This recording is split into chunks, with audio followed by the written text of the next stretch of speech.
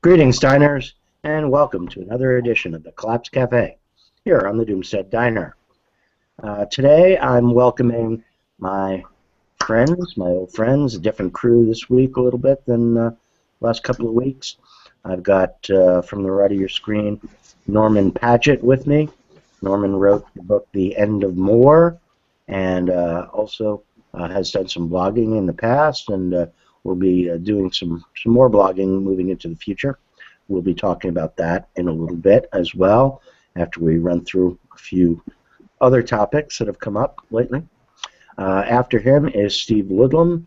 Steve from Virginia. Steve runs the blog Economic Undertow and has been writing on the topics of economic collapse, energy issues, and so forth for the last few years, since 2009 or so, maybe.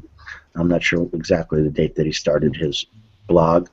After him, I've got Ugo Bardi with me again. Ugo is my twin brother from Italy, my long-lost twin brother, who... Yeah, we went to school together, but we don't remember exactly where. Yeah. But Ugo runs the blog Cassandra's Legacy.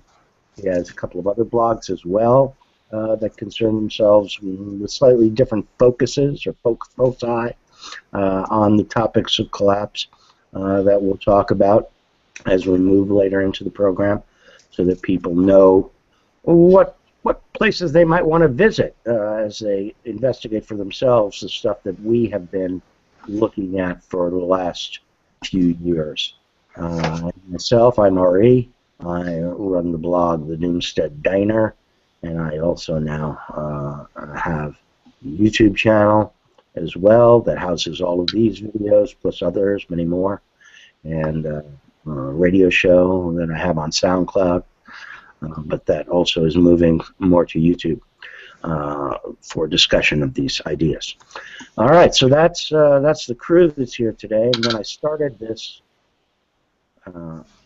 when I invited people to come, there wasn't a whole lot going on. That was about 3 weeks ago, and I figured we'd just talk about the last few years of collapse and sort of do a review of the things that have gone on.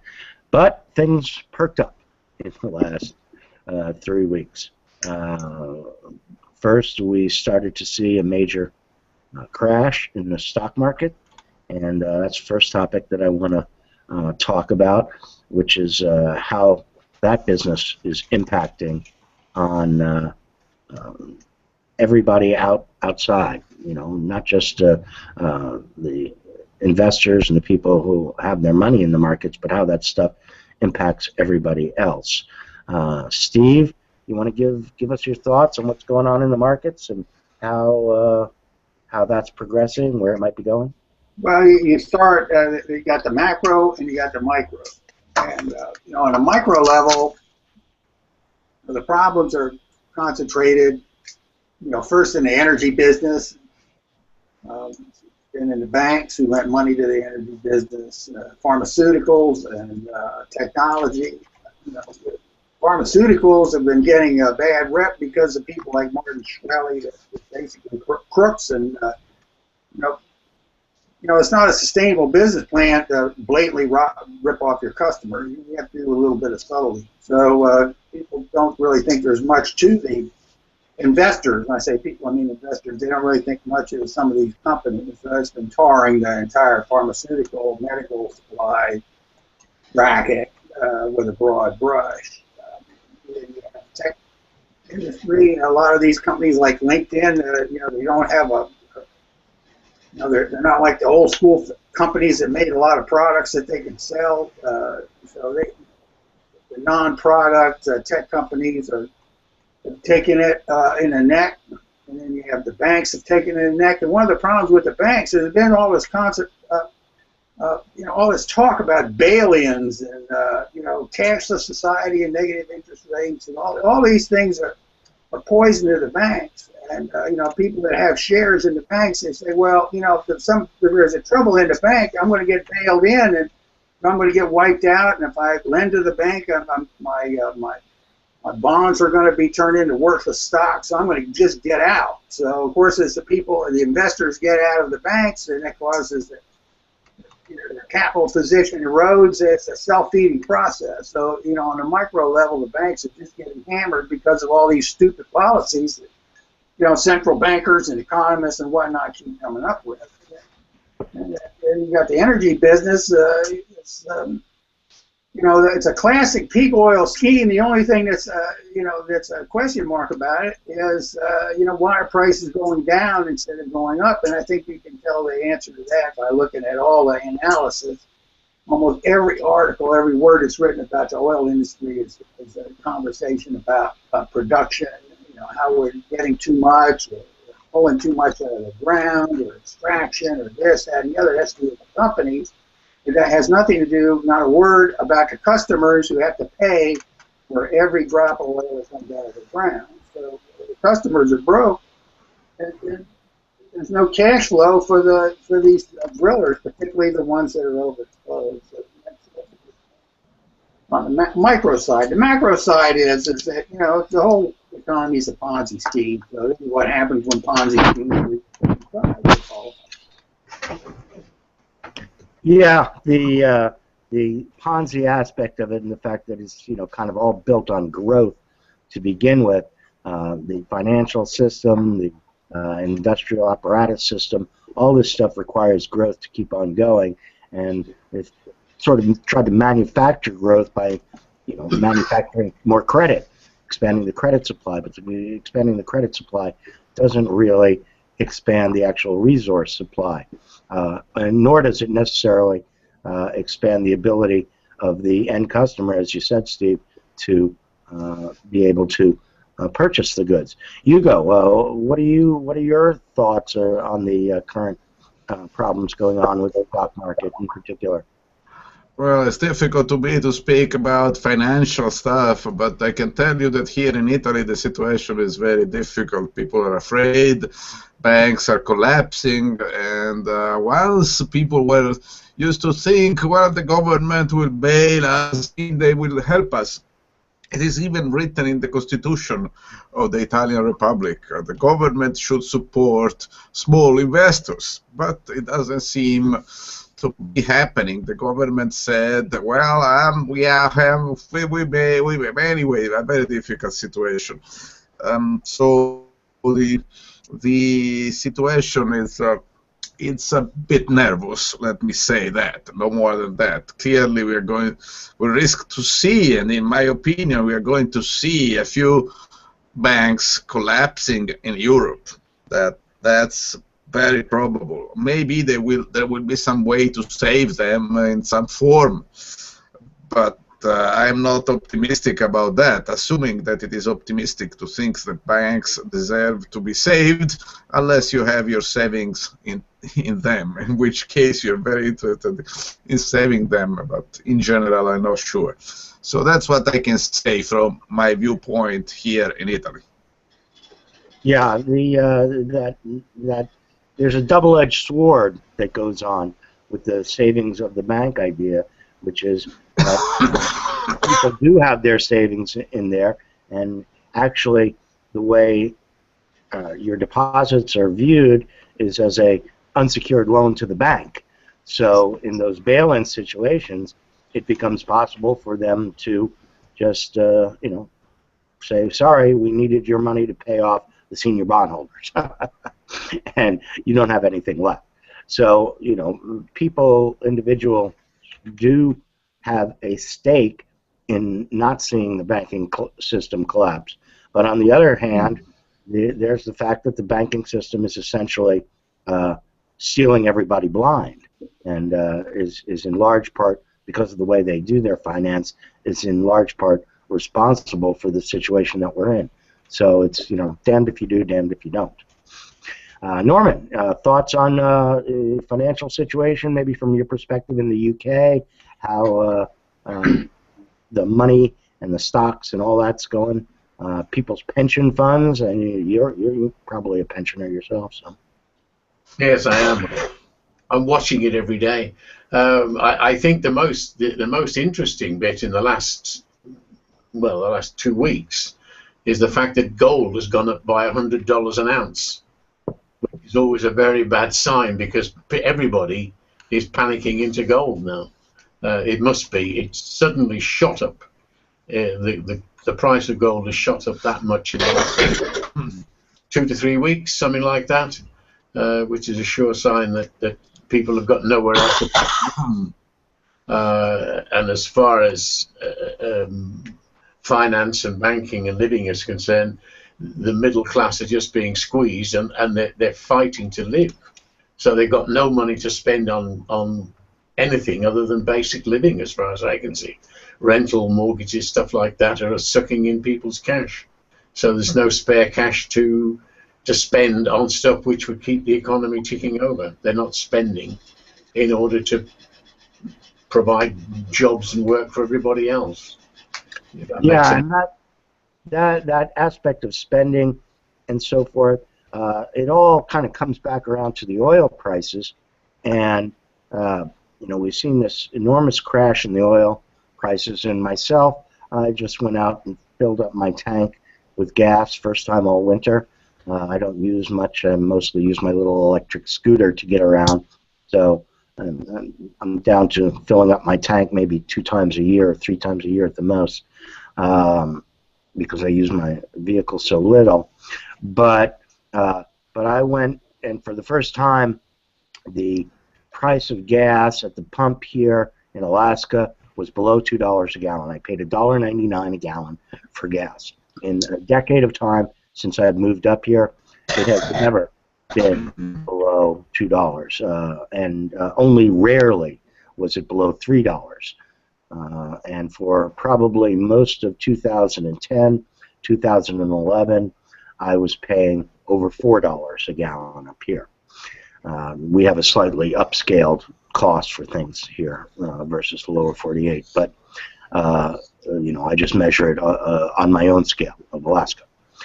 So one of the things I read from Ambrose Evans Pritchard, which Ambrose has a different spin on every post he makes, so it's difficult to find anything out from him. But he posted a blog where he said that the consumers were being given an enormous gift, and how the trillions of dollars that the oil companies are no longer making will now fall into the hands of the consumers, and the consumers will now use this bonus to start spending again because they're paying so little for gas, right? Okay, so that's Ambrose's idea, and Steve, you're laughing at it, and I laughed at it too. When somebody's broke, offering low prices doesn't do him any good. I mean, Pritchard's writing in the Daily Telegraph, which is extreme right-wing paper here. They have to say things to please the masses, That's where his column appears. So it's not he's a bit of a flaky character. Well, the paper is flaky anyway. They can always be relied on to say outlandish things. He has to write the stuff that people want to hear. Well, yeah, and the thing is that to me is that it changes with every post. In one post, he'll talk about how China is this booming economy and they're going to go to the moon, and then the very next about how China is going down the toilet. That's Pritchard for you. He has to. Yeah. So you don't know whether you're coming or going there with that stuff. He's getting paid by the word. Yeah. Hugo, what do you see with that gas price dynamic? Well, it's Italy? an interesting point. You see, I've been working with peak oil for a decade, more than a decade, 14 years by now, and I must confess that peakers, as I am, we never had it very clear, the question of prices. We never understood it really. We were very good at listing reserves and resources and say so many barrels of oil here or there, and the models, dynamical models of consumption, extraction, and things like that. And those peaks, the model were good essentially. approximate as all models, but they were good, but they were not telling us anything about prices. So we were taken by surprise when we discovered that peak oil is coming with low prices and not, as we thought, with high prices. That everybody was saying with the peak, prices will skyrocket. They will go sky high and be $200, $300 per barrel, $500 per barrel, $1,000 per barrel. But then now we realize now peak oil is coming with oil at 20 per barrel. That's creating the peak. If prices could go up forever, then there would never be a peak. And at this point, I must admit, honestly, that the economists were right, in a sense. They were always telling us, no, the peak will never come because the economic system will adapt to scarcity, prices will rise, and that will stimulate the industry to extract more. So they were saying the market will take care of the problem. And it did for a while. For a few years, the market behaved just like that. Rising prices, keeping the profits of the oil industry, and the oil industry was very happy. Now we dig, we make holes in the ground, we crash, we crack, we mash, we destroy, and we take out something liquid, dark, bad smelling, that you can burn in the tanks of your car, in the engines actually. First you place this dark, bad-smelling liquid stuff into the tank, and then you burn it. No, you don't want to burn it into the tank. That's bad. Yeah, that may happen. Makes the interior of your car a little bit too warm. Yeah, but it could not last, and that was a surprise for everybody. When the oil prices started collapsing in 2014, they had already started. And then people were asking how long will be this dip in prices last, and everybody were economists, pickers, oil men, catastrophists, men on the street, plumbers, priests, nuns, and whoever. Everybody was saying 2015 oil prices will be returned to $100 per barrel. Everybody was saying that, and now we are in 2016. And the oil prices are still low, and it means that we don't know anything about prices, because it's not just pickers as I am who made a mistake. Everybody made the same mistake. You can read what they were writing in The Economist, in Bloomberg, in Financial Times. Oh, everybody say, oh, this is a temporary crisis, prices will go up again, just wait a few months. And so the universe is complicated.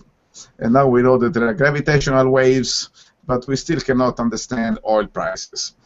Well, I've gotten into this discussion before on the diner with a few people about how the peak oilers got it wrong and so forth, and they didn't understand the dynamic here. But some of us did catch on to this. I mean, I saw this coming back as far as 2009 when I started arguing with the Peak Oil Forum, peakoil.com, about the deflationary aspects of it and the credit availability that was necessary to keep prices up. And Steve also has argued similarly about credit availability over the years. So it's not entirely correct to say that everybody got it wrong, because few of us did see what was coming. Steve, you want to talk a little bit about your epiphanies on the price structure and credit availability? Well, I think what's happening is that going forward here, I mean, there's still a lot of wishful thinking about prices turning around sometime in the future. So we just saw a couple days ago where there was a rumor about OPEC and the Russians or Saudi Arabia, somebody where they were going to make a deal, they were going to cut production, and it was like you had immediate bounce in the futures market. And of course, you have Saudi Arabia and Iran jostling. They get, they're like an inch away from all-out war with each other, and that also makes the price goes up. Now you're talking about the price going up in the finance markets, like at futures, some of these, trades where, spot market where you're actually buying, large lots of fuel, like oil tankers were. They can spend a high price. So all these firms can borrow, but sooner or later you got to refine the fuel. You got to gasoline and diesel, distribute it to the world, and find customers who are willing to pay the high price. And you can assume that people in a place like Italy or Washington D.C. they can afford any price, and they certainly can. But the fuel market's international. You have people in Japan, people in Portugal, people in Greece. We're fuel customers that are buying less. You don't really know where the marginal customer is. He could be in Japan, he could be in Korea or China, and when he doesn't buy, then that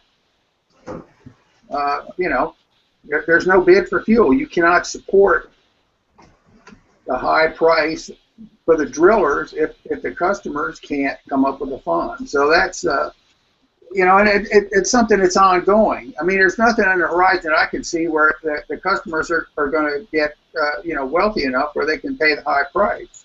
And if anything, they're getting poor. They're a growth industry in a new world of less that we're all living in right now. Yeah, Norman, you got any thoughts on gasoline prices, where they've gone, or petrol prices, as you call them in the UK? How that's affecting the economy at all? I don't think I can add to what Hugo and Steve have already said. It's an unknown quantity. Nobody has experienced anything like this before. We've had a century of growth, and that growth has been fueled by ever rising price of oil, ever rising input of oil.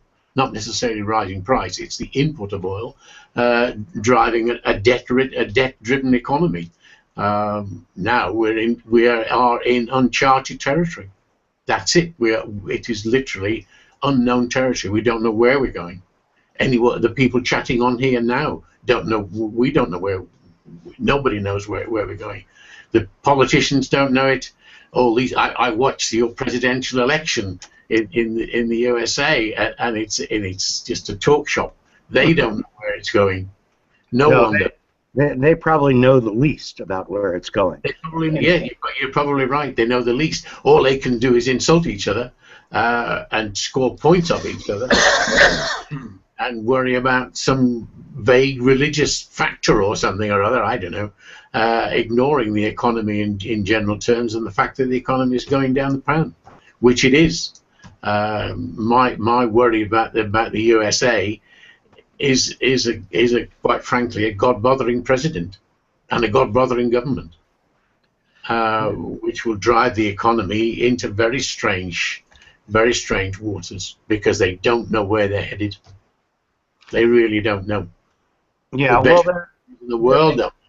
They're basically flying by the seat of their pants. Oh, they are absolutely. And, they're reacting to what occurs as opposed to being proactive in making changes. And you can even see that in the Fed. The mouthpieces for the Fed, Janet Yellen, and then their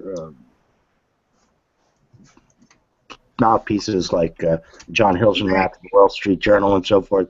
Are they going to ease more? Are they going to tighten more? Which way is it going to go? And it changes from week to week, basically based on market perceptions. And then as soon as a statement comes out of one of their mouths, Mario Draghi, the European version of this, the market takes a jump, and then trickles back down again, and so forth.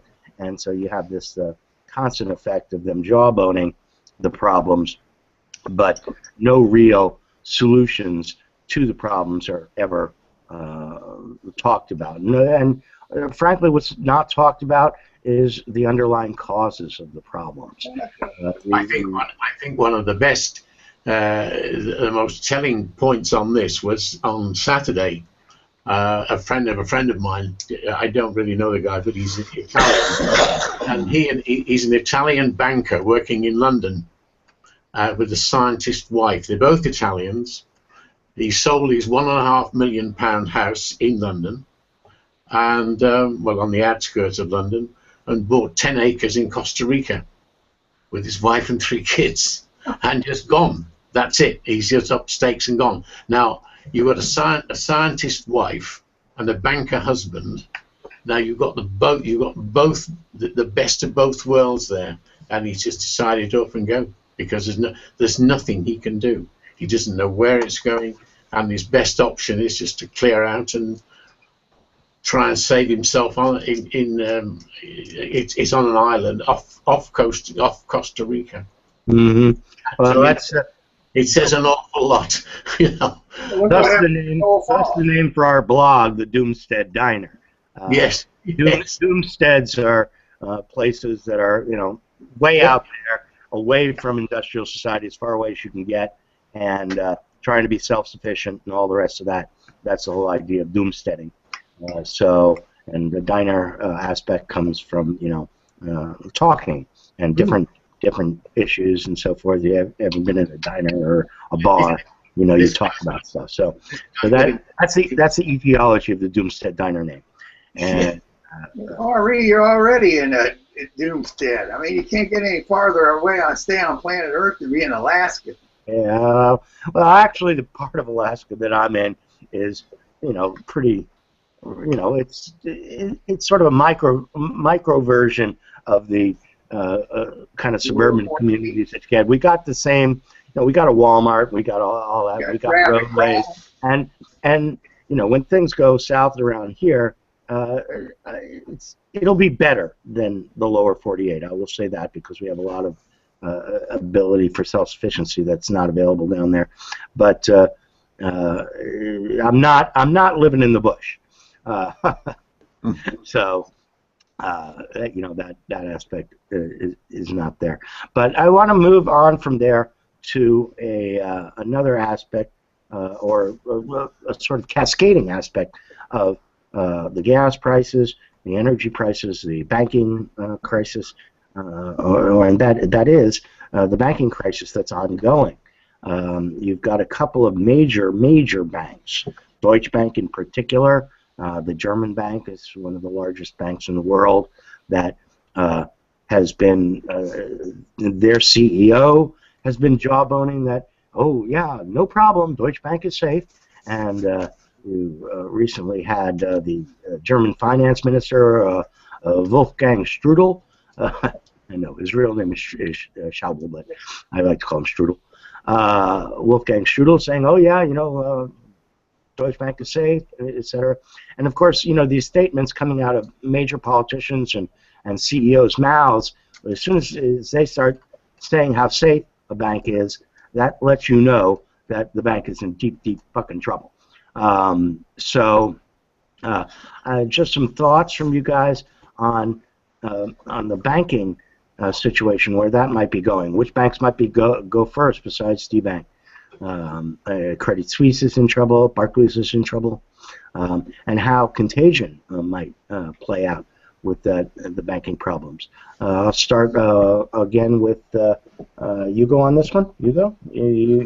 Well, I already spoke about banks. Here I have a partial vision. Here in Italy we have many small banks which are all in big trouble.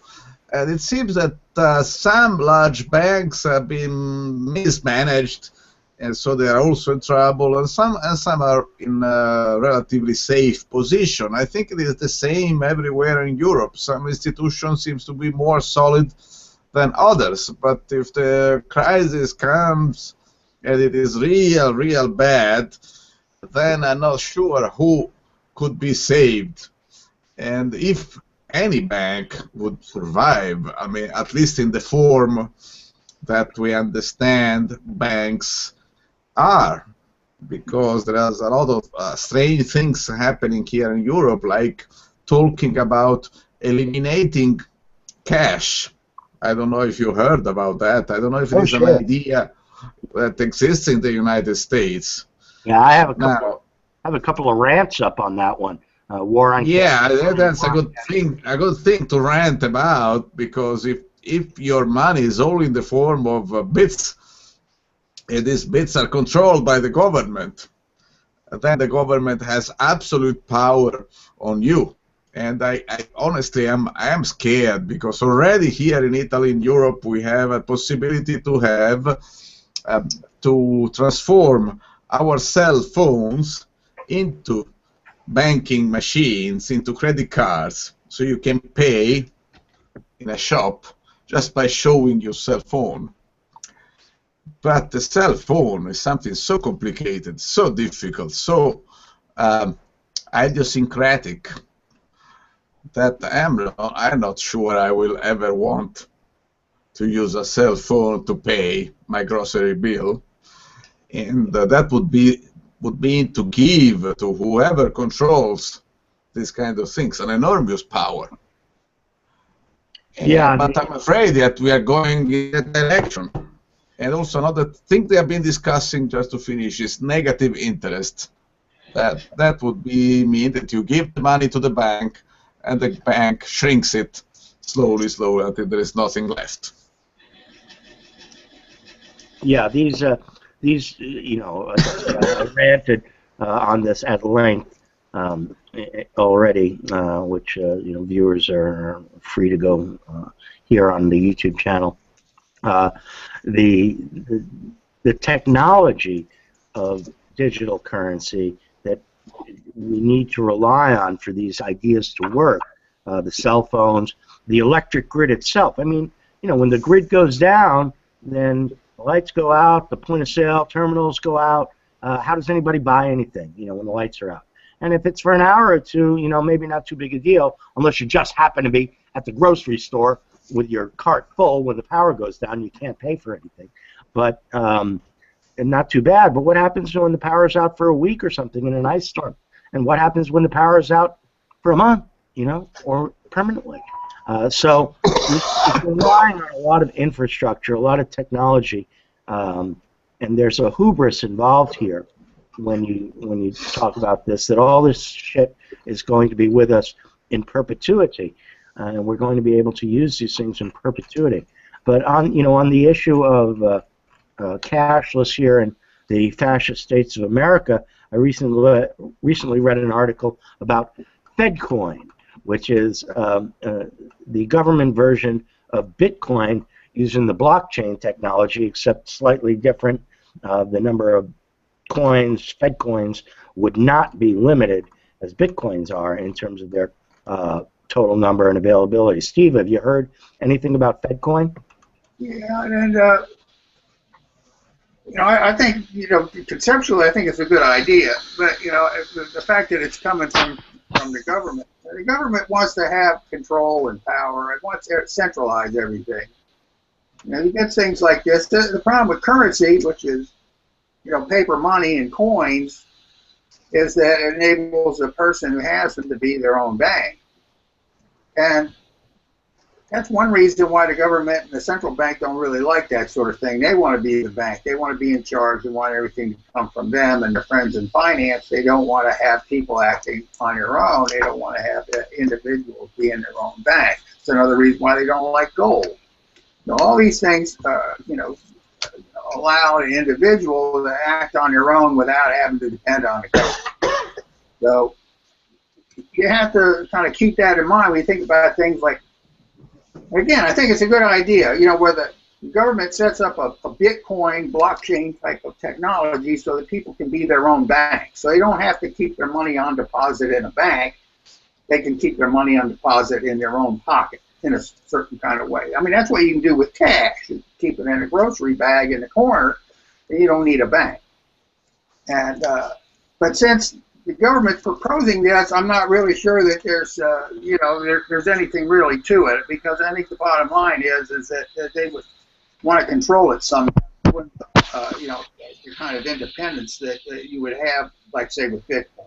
So, as far as it goes, 90% of the transactions, on a money, just a gross money basis, is done electronically anyway. Like all of your market trading, currency trading, bank settlements, interbank settlements, anything above a few dollars basically is done electronically, and a lot of the other stuff is done electronically too. In other words, you pay a check, the check is done electronically. You just you got those numbers at the bottom of the check. So there really isn't, there's a certain amount of trade in cash. But, it's a kind of like an anonymous type of thing. Somebody going to the store to buy beer. You don't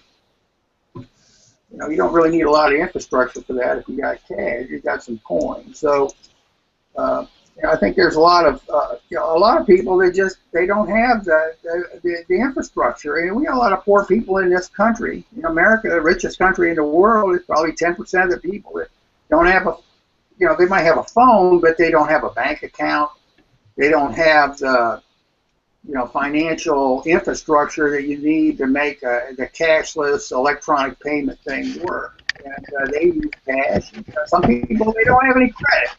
What are you going to do with them? You just can't say, well, we're going to surrender to 10% of the economy. They're not really important. Well, this is the same system that wants every bit of growth that they can get. So they're not going to sacrifice anything. So that's the kind of like the real conundrum, that and security, because these electronic systems aren't that secure. I mean, when you deal with bank to bank, that's not part of the common internet. When you deal with things like credit card purchases online, you're dealing with the common internet, and it can be hacked. And I don't really see. I mean, there's a lot of talk, but I don't think there's really any substance to it. I mean, printing banknotes is fairly straightforward. They've been doing it for hundreds of years. I mean, why stop? It works. They're actually perfectly good. So it's we're an interesting turning point. But personal feeling is I don't think they're going to get rid of cash. I think there's a lot of people that are talking about it, and the ones that are talking about it are the same economists who have discredited themselves over and over and over for the past 15 years. Why listen to them now? They really don't have anything to say. Well, why listen to him? Why did we listen to him before? Basically, because why did you listen to him before, Ari? The positions of power, and they are held up as geniuses, PhDs, Nobel Prizes, etc. We're supposed to believe in these people as the experts who know what they're doing, and that's. Here's another thing, Ari. If they got rid of cash, how would the government pay off all of its weird, little groups like Al Qaeda and Islamic State? They need like big bundles of cash. Dope dealers. How are they going to pay these people off? Yeah, well, I can think of ways, Steve, for them to do it. Here's one way for you. They could get the Chinese to manufacture a cheap cell phone that they issue to everybody for free. So everybody gets a cell phone. There's Al Qaeda, everybody. They drop them from helicopters, and then when this cell phone drops from the helicopter, all you do is turn it on, and it's got X number of $1 million of digibits in it, and then you go to the store and you press the button, and that's how it works. I mean, I could see that. In the old days, you could print bills willy-nilly. Now the Chinese could turn out 1 billion cell phones in no time at all. You give them the contract, they'll have it for you. Norman, just some thoughts about banking and whether banks can work or exist without cash. Where do you come on that? I think we need. It seems to me that we need a bank. We need banks as part of our at the moment anyway, as a part of our infrastructure. We need the services of a bank. I don't think people are ready to go to electronic cash, bitcoins, or anything else. It's too radical, I think, for the older half of the population, shall we say. Mm-hmm. I think minds get used to handling money, and I think it's important to. What was it Hugo was saying? You need cash. You need cash around in case the bank itself goes down. I certainly do that. Just keep some cash in case you can't get it. If your money's in the bank and locked up in the bank and you can't get hold of it, that is also a problem. But I think you need an ongoing physical structure of a bank in your town to just to be there to handle the cash that you generally work with. Yeah, well, and I also, tell people that, at least if you can save, if you have enough surplus income that you can save, that everybody really should have at least 1 month of cash to tide them over for things like bank crisis, bank holidays, just blackouts, so times when your electronic money systems, credit cards are a digibit system. So if you use a credit card or a debit card, you're already using digibits to pay for stuff. So that transition aspect isn't that great, since most people, myself included, do most of their transactions with either a credit or debit card. But nevertheless, that physical structure and that ability to hold it in your hand and so forth, that is a huge part of the human psychology. Even though the dollar bills, I mean, what's that paper really worth? I mean, less than a penny between the ink and the printing and all the rest of that. So the paper money really has no intrinsic value.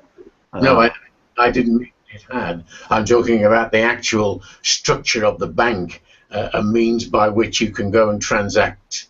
Well, it is activating transactions that you need for everyday life, whether it's more. I already do a lot of those transactions. I never go into the physical structure of the bank.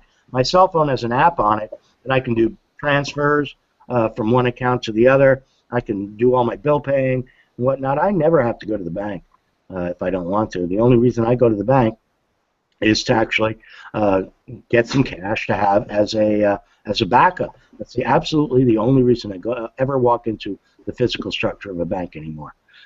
So I don't see that as the major stopping point. But the illegal transactions aspect and people wanting to avoid taxes and stuff like that when they make transactions, small transactions. They use digital transactions too. I mean, they just use shell companies and ship things around overseas. So, I mean, there's places that if you got enough money, you can lodge it in jurisdictions that don't pay attention to reporting requirements. And yeah, if you have enough money, and banks that have gotten like HSBC and Wachovia got in trouble laundering billions of dollars in drug money proceeds. And it was not done with cash. It was done through a bunch of different accounts that had been set up with the bank. They looked like legitimate companies, but they were really fronts. And nobody really asked questions. I mean, the bank knew what was going on. They just winked at it. And Wachovia wound up going out of business, and HSBC wound up having to pay a fine. Of course, the amount of money was like billions and billions of dollars. And so cash is not really essential. I mean, it's something you can joke about, but cash is really kind of a small part. It's only a big part when you have a bank run. I think there's a big part of this business with banks and cash is like bankers and central bankers in particular know what's going on. They're lying to us, but they know what's going on. We're still at the edge of bank runs. We already got them in places like in Europe and some of these places in Europe, and the Chinese are having to run out of their currency. And, you run into cash. If you can't get the cash, you want the gold. So, they figure if they can get rid of the cash, they'll get rid of the bank runs. And it's like, well, that's not necessarily so. It's just more stupidity from the bosses. So, you wind up beating yourself. If you couldn't have a bank run and the whole system breaks down, then what do you have? Well, you don't have a functioning system. So, you defeated yourself. Yeah, and, as solutions go, it's grasping at straws overall. Whether it actually gets implemented anywhere, well, what I said on the Niner on that one is if it's going to happen anywhere, it'll probably be the Norwegians who do it first. Their system is small enough and their population homogeneous enough and whatnot and they currently actually only use, I think I read maybe 5% of their transactions, even small transactions, are done in cash. So they could probably get away with it as a sort of test run, test case if it's going to happen. But I tend to agree with most of the people here overall that the true disappearance of cash is probably not in the offing all that soon. All right, I want to move away from the finance aspect and whatnot to something that is very significant going on now on the geopolitical front, and that is the vast escalation of warfare in Syria. Now with Turkey and now shelling the Kurds and Saudi Arabia threatening, or I think they may even already have moved troops into the Syrian theater. You've got the Russians bombing on one side. You've got the fascist states of America bombing on the other side, and just an enormous conflagration going on there with a lot of really big talk, if you will, about further escalation. So I'm going to go through, I'll go in reverse order this time. Norman, how do you think this whole war business is going to play itself out, escalate up? Do you think there's any controlling it, or is it just going to overtake us here?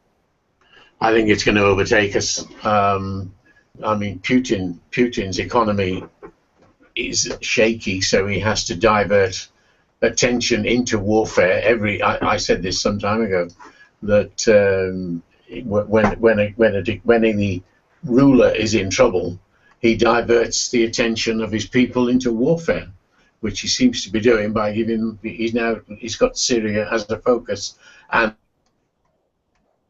he's had the Crimea, places like that, to say, well, we need warfare to focus the attention of the people on something else other than their internal problems, and then the Middle East situation will expand. It's got to spread out into other areas. You've got this ISIL, ISIS, whatever they call themselves now, spreading right across from North Africa, right across the Middle East, Syria, southern Turkey, Iraq, possibly into Iran, and so on. So exactly where it will end, I don't know, but I think it can only get worse. Yeah, it does look like it's expanding, and of course the Middle East theater is not the only theater out there that sees escalation of at least rhetoric. You've got the South China Sea as well, the rhetoric going on between Japan and China over the Spratly Islands, etc. But in particular, right now, Syria and that theater seems ripe for basically escalating this into a true world war, in the sense that instead of battling through proxies, some of these major players may come head to head. The Iranians, for instance, have been battling through proxies in Yemen against the Saudis, but the Iranians have troops on the ground, as I understand it, in Syria, and the Saudis are going to put troops on the ground. So that's a direct conflict between Saudi troops and Iranian troops, which has a lot of danger involved. Steve, what do you see about the Syrian situation, the way that's moving? Well, it's a big mess, and it's getting messier all the time. Nobody, none of the responsible countries are really doing what they should be doing. I mean, the United States says, well, we got to have peace talks. We got problems with, refugees moving into Europe, and we got all this money destruction and, money loss and destruction and human suffering. And at the same time, we got the Pentagon is, bombing in Syria. They never really got any permission from the Syrian government to be bombing in there. So, they don't have any kind of, there's nothing ethical about what they're doing. It's just, confusion at best. And then, the Russians, they're not being very responsible. Things escalate, bomb hospitals and schools and marketplaces, dehouse the population, put them on the road. And, it's like, how are you going to win a war when you're doing something like that? I mean, you need political support in order to win. You're not going to, nobody's going to support a group that just like massacres everybody in a part of town. So they've got the Saudis and the Iranians. They don't know what they're doing. They're scrambling around. They're both going broke really fast because of low oil prices. Europeans have no strategy. You got this country and that country, bombing Syria. Who gave them authorization? I mean, they still have a government in Syria. The government in Syria says the Russians can do it, and the Iranians, we may not like that, but, it's their government. It's still a legitimate government until the Syrians determine otherwise. So, or they're conquered by somebody. So, nobody really has an idea what to do. And I think it's all part of a piece. It's like things are falling apart everywhere in all these different aspects of our lives. We talk about the bankings are coming undone, and the governments are, mismanaged, and they're coming undone. And here you've got the war-making mechanism that's kind of taken on a life of its own, and there's just no real. I don't see a strategy. I don't see any purpose. Probably the most purposeful people over there in the Middle East right now. But they're subject to the same miasma that's affecting everybody else. And like you say, RE, it's not just the Middle East. I mean, South Asia's got problems. They got militants going wild. The Chinese making a lot of ugly noises. And, there's a war in Mexico. There's low level under the radar that involves, gangsters rather than militants. But, they're still killing people in large numbers. And, there's problems in Central America. And it's just, it seems like our first reaction to problems is to lash out. And, that's not the appropriate solution right now. I mean, it's just wasting more resources faster, and there's no positive end to it. So, we have to learn that. We're not in the process of learning that. We've probably got a little ways to go. So I don't really have a clear answer. It's just more of a giant mess. Yeah, one of the effects that I find most interesting is that it's unraveling in this way, and in so many different areas. So, in theory, areas that are not directly connected, yet nevertheless, at the very same time that you have this banking situation go down, you have an escalation of warfare down in the Middle East and so forth, that it all seems to work together in some mysterious way, that the connections are there, but we don't necessarily see them or can't identify them. Hugo, your thoughts on the escalation of warfare in Syria and how that's going? Oh, well, it's very interesting. The war in Syria is teaching us a lot of things.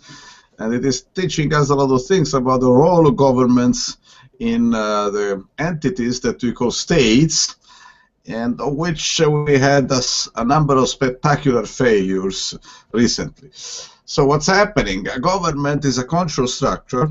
A control structure, you can see it as a parasite or maybe a symbiont, something that exists because it can exploit some kind of resource.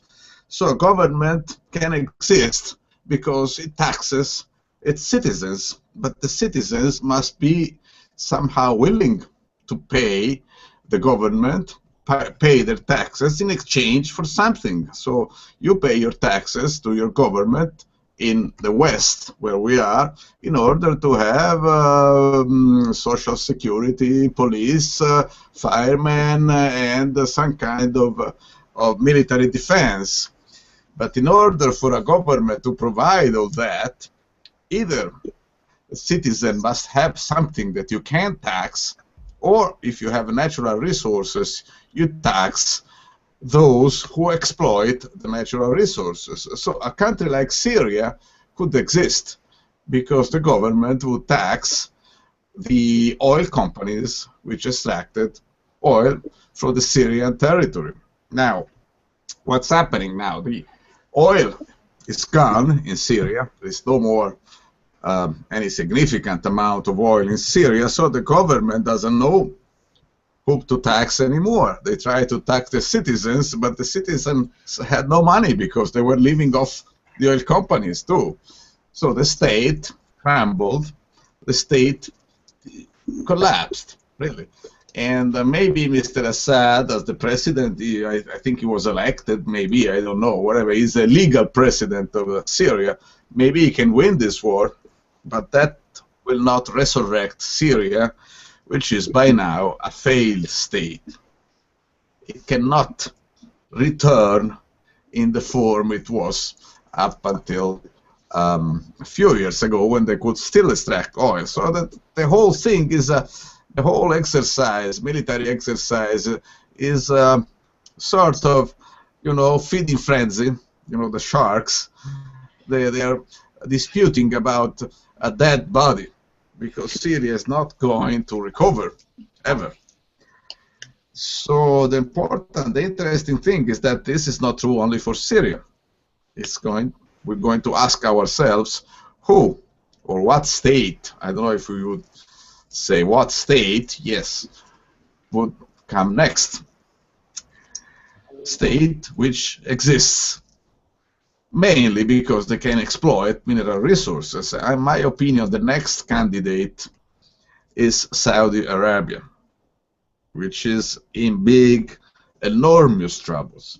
I don't know what they can do there, but they are in the same identical situation as Syria, only their resources, they're going to still last a few years, couple of decades, I don't know. But Saudi Arabia is going to become a failed state very soon, unless by some miracle they find a way to invest what they still have in some alternative resource, whatever they have, renewables, nuclear, flower cultivation, or anything they can invent in a place, camel raising, whatever. They used to do that once. But this is a gigantic problem. I mean, I would not want to be the king of Saudi Arabia because it's a very difficult position, and that if I were the king of Saudi Arabia, I would go mad in a few weeks, and then I would start attacking my neighbors just because I am mad, and I have some feeling that this is exactly what's happening down there. Yeah, the Saudis are definitely between a rock and a hard place in a lot of ways. I mean, in fact, they're living in a desert, and I think as Norman brought up in one of our prior discussions, their population size ballooned up something like 30 times in number from where it began at the beginning of the century, or the 20th century in the 1900s, and they just, without the oil and the oil to trade and the right price for that oil that then allows them to, desalinate water and buy food from other countries and all the rest. Without that money, that place is basically inviable. I'm not sure, though, that Saudi is the very next one to go into the failed state status. The Venezuelans look like they're in a worse position than the Saudis. The Saudis actually do still have oil to trade for export. Their problem is just that the price is not coming up because, as we had mentioned before, consumers don't have the money to pay those prices, the high prices. So they're not getting the income that they would like, but they do have oil to trade. The Venezuelans are basically shit out of oil. So they've got a lot of oil already. They just can't get it out of the ground. Okay, all right. Well, you know what I'm saying, Steve. Yeah, I mean, there's always going to be oil down there, but the question is, can you extract the oil at a price that people can afford to pay, and can you run the credit system?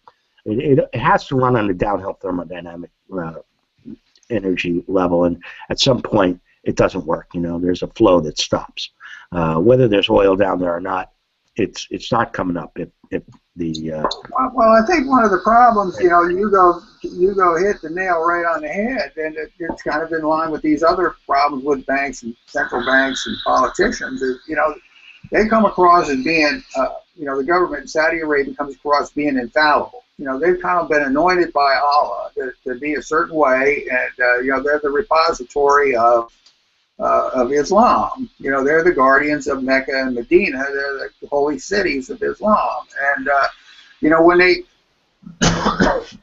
behave in the background, which is what they did for a long time, you had the king, and he was there, and his father was the king, and everybody was kind of happy with how things were working. They had plenty of money. They could buy their way out of problems. They had credibility, but once the king died, Abdullah died, then you got the young guy coming in there, and he doesn't really know what's going on. They're not infallible anymore.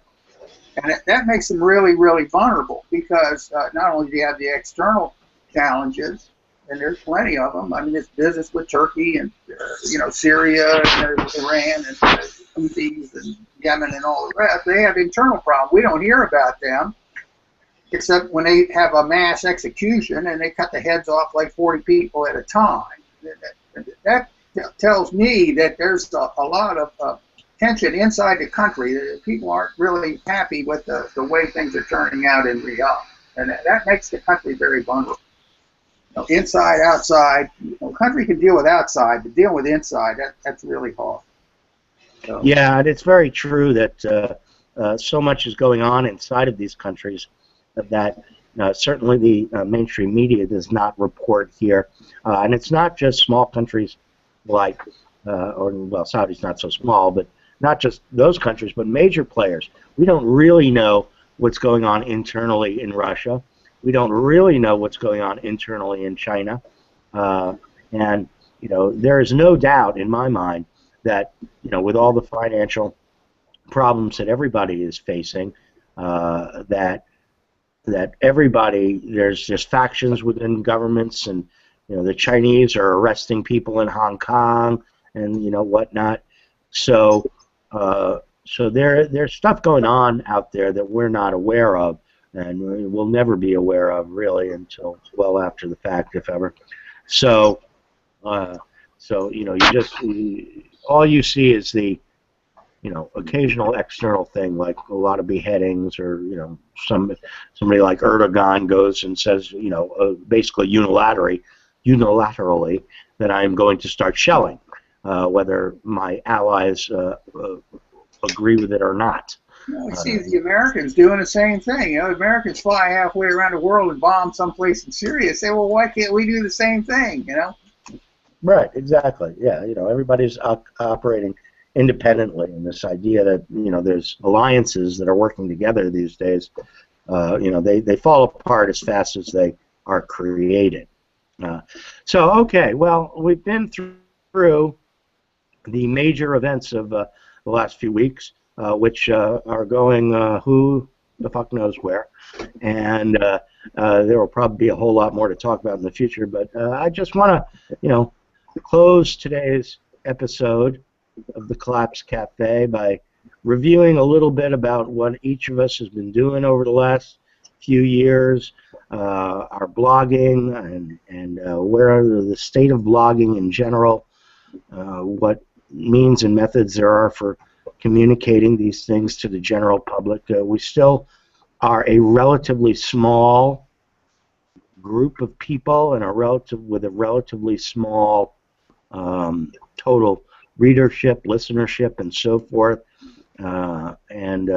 So, why are we blogging? What are we blogging for? What are we blogging about, etc. Are questions that I ask myself all the time. So I'm going to ask them of you. Norman, I'm going to start with you again on this one. You haven't blogged too much in recent years, but you did write the book, The End of More. What kind of plans do you have going down into the future with blogging and writing and so forth? It's a drive within me. I think one almost blogs. You blog for yourself, because in general the people have heard it all before. They're not really, people are not really interested. The broad mass of people are not very interested. So I think it's could you call it a selfish pursuit, something like that? You do it because you feel you should, but you don't really think it's going to do any good at all in the long term, or even in the short term. My kids and grandkids think I'm crazy, but there you go. But not just blogging. I think you mentioned to me that you're going to be writing another book here pretty soon. Well, yes, I am, because I realized that I've got enough material to start a second book. Well, to write a second book, not just. So I will do it.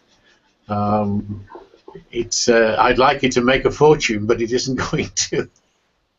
Well, I'm not too interested in making a fortune, but I would like the information and the message that a lot of us are delivering to reach more people, so that I don't know that there's any really good solutions out there to these problems. I don't think there are, actually. There aren't. I'd like people to be more aware for themselves so that they can make their own personal solutions in one way or another. That's the point. A lady was talking to me on Saturday. We were in a restaurant, and the woman running the restaurant was chatting about all this sort of stuff. But there is no solution. We couldn't offer a solution. I was there with my girlfriend, and we were chatting away, and there is no solution to it. There isn't one. You can't say, well, if you do this and that and the other, then things are going to be okay. Because you can't say that. You can't honestly say to someone, if you act in such and such a way, your solution will be fine. Your solution will be worked out, because you can't offer that. Well, you can, and quite a few people do. We call them cornucopians. And Norman, negative interest rates. That's a. Sorry? What was that? There are people out there still hawking that cold fusion is coming down the pipe, and technology will save us. And thorium reactors. I mean, the Italians invented cold fusion like 5 years ago or whatnot. How come it hasn't hit the market yet? You go, why is that? Sure, guys. We invented cold fusion, but we are not going to give it to the Americans. Actually, we're already selling them cold fusion machines which don't work, but it's made on purpose. I mean, it's a trick, an evil trick. It's like Leonardo in the 15th century. Leonardo, but we already sold to the Americans the Colosseum, the Pisa Tower, and the Cathedral of Milano, whatever. Now we can sell them also cold fusion machines. Anyway, I think crap anyway. The Italians invented mozzarella. By another 5 degrees, everything is going to be okay. Yeah. I'm not sure which 5 degrees, which direction the tower needs to go. Steve, you've been blogging on Undertow for quite a few years. You predate. Well, I started out in 2008, and I wrote for a year, and I wound up getting rid of all of it because it didn't really make a lot of sense. So then I started again in 2009, and pretty much, I figure I've done about 600,000 words, and I guess time flies. But basically, the reason I started to do it, I don't have a background in, I don't have an academic background, and I'm not distinguished, and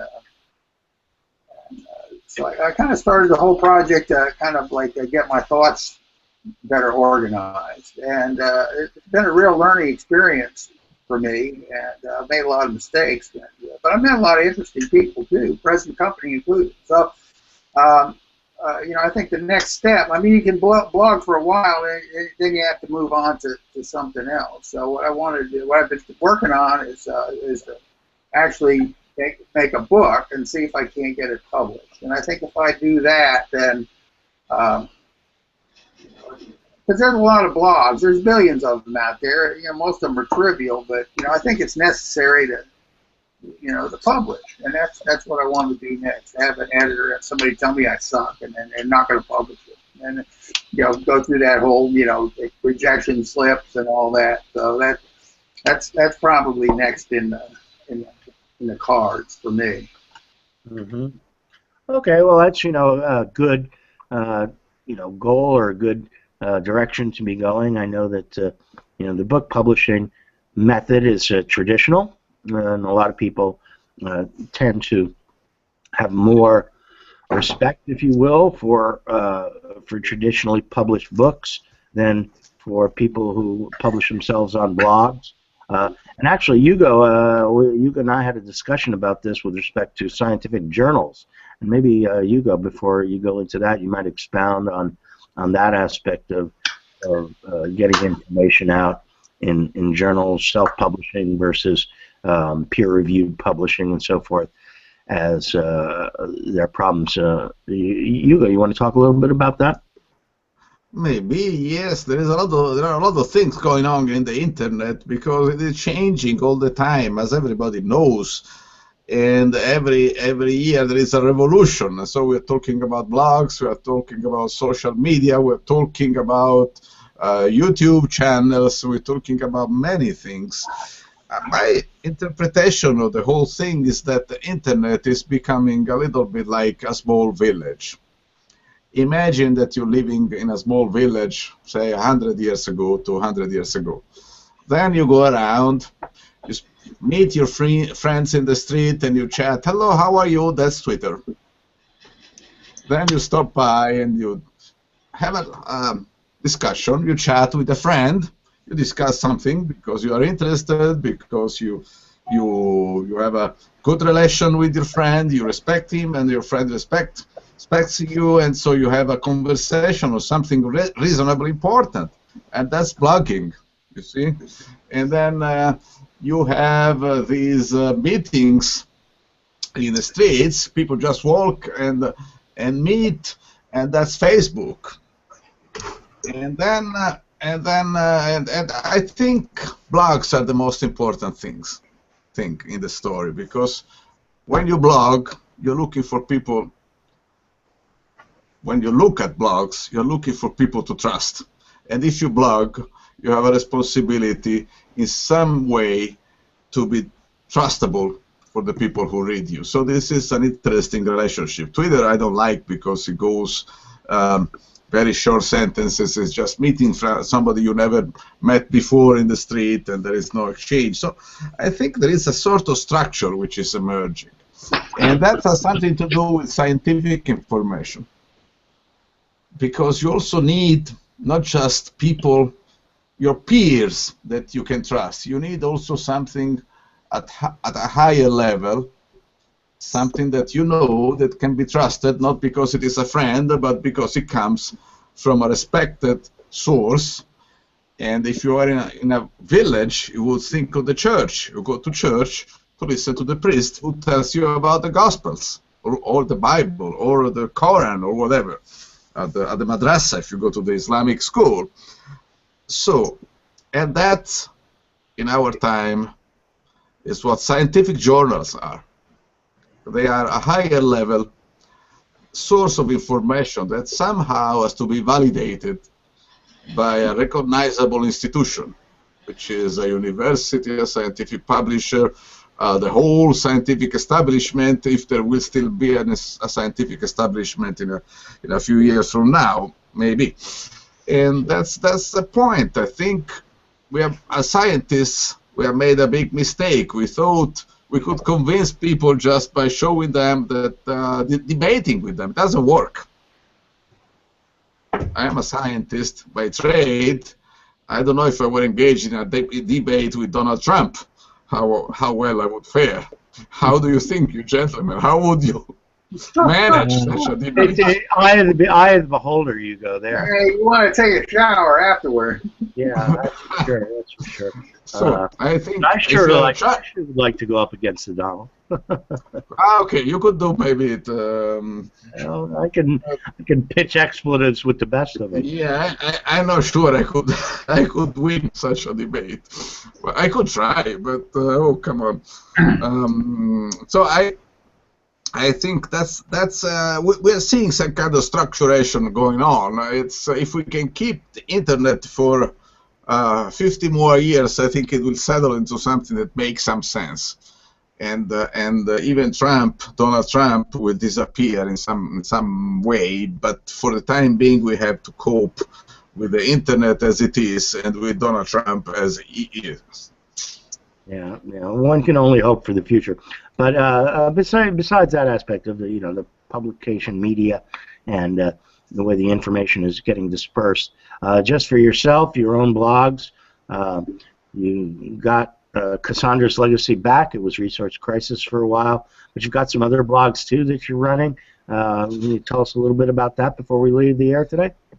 Yeah, I have my main blog remains Cassandra's Legacy, which is a thing that I like to do. I don't know, some people like to read it apparently, because I get messages by people who apparently read it. I meet people.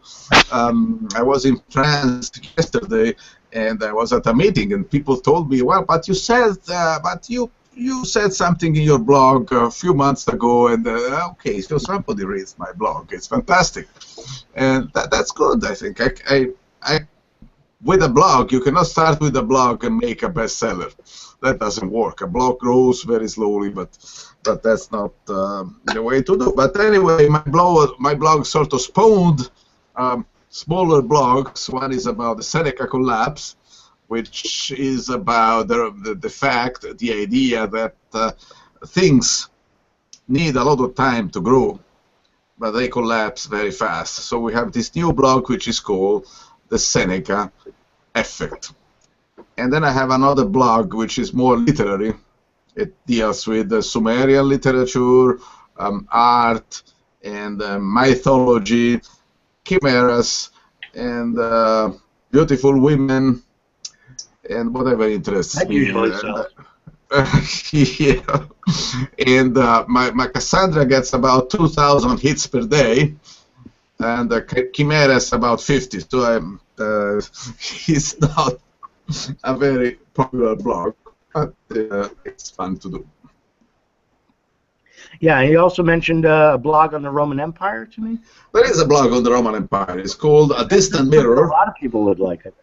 I will. I'm going to go look for it. Yeah, but that's not a real self-standing blog. It just collects posts I write on the Roman Empire on Cassandra's legacy. So it's a repository, not a real blog. Okay. But I mean, the Roman Empire is so fascinating. The more I study it, the more I learn.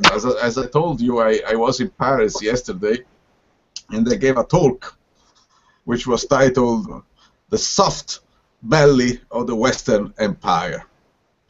And the Western Empire meant both the Western Roman Empire and our Western Empire. And I went going in parallel, and it is the same. Exactly the same. We are going along the same path. It's unbelievable. And I'll tell you what is exactly the soft belly next time. Okay. Well, that's a nice little. We look forward to it. That's a nice little hook for the next episode here. For myself, on the Doomstead Diner, I started as a commenter, just a commenter on a forum when I first began to understand what was going on the peak oil forum, and resisted starting my own blog for many years. 2009, I guess, or 2008 even, I was commenting regularly, and I didn't actually launch the diner until 2012, and the diner grew quite well, and it reaches a pretty significant number of people. I think we get about 3,000 hits or 4,000 hits a month on the diner most of the time, and do pretty well, especially considering that I am not a PhD or a billionaire or whatever. I'm just a regular guy, and who has examined these issues over time. And so I've been really happy with the progress of the diner over the years. I continue to enjoy writing blogs, try to put out one a week. But the diner is morphing, and we're going more multimedia now. We've got our YouTube channel here that you see these Collapse Cafes on, and that I do my monologues, my daily rants, Frostbite Falls daily rant on, radio show on SoundCloud and so forth. And it's not that I don't believe in blogging. I still think blogging and writing your own material, you can go much more in detail, and you can add graphs and charts and so forth. I think Gail Verberg does a wonderful job with the blog on a technical level, and I definitely see the place for that. But my goal is to reach as many people as possible. And the bottom line here, folks, is that we don't have a nation of readers anymore. We mostly have a nation of watchers, or a world of watchers. And people are used to getting their information from TV news and radio news and all of those things. So to try to reach more people, that's the direction for the diner. over the next year, assuming the internet stays up and running through the whole period. But again, these discussions are always enlightening. I really enjoy having my friends here with me, fellow bloggers, Norman Paget, Steve Ludlam, and Hugo Barty this time. And we'll be back again, folks, for another one. And that's all the doom this time until next time, here on the Collapse Cafe. Later, Doomers.